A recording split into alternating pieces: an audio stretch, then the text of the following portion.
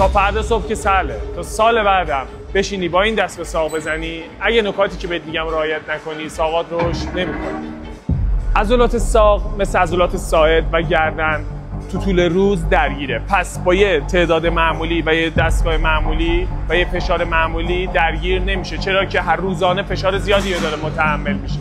نکته اول، شما باید دامنه حرکت ساق رو کامل بزنی، یعنی کامل پایین و کامل بالا به همراه من. نکته بعدی اینکه فقط ساقاتتون توی زاویه تمرین ندید، شما میتونید ساق رو حالت پنجه باز معمولی و رو به داخل تمرین بدید که ساق کاملا تحت فشار قرار بگیره. یکی از نکات خیلی مهمی که میتونم بهتون یاد بدم اینه که عضلات ساق مثل عضلات سینه و سرشونه نیست، اینکه شما بخوای 10 تا 12 تا بزنی که تحت فشار قرارش بدی و درگیر بشه. تازه بعد از تعداد 15 و 20 تا عضله ساق شروع میکنه به تحت فشار قرار گرفتن، پس تعداداتون باید بالای 15 20 تا باشه. این نکاتی که گفتم بهت خمس علم من بود که تو صفحه اتلتیکا بهت یاد دادم.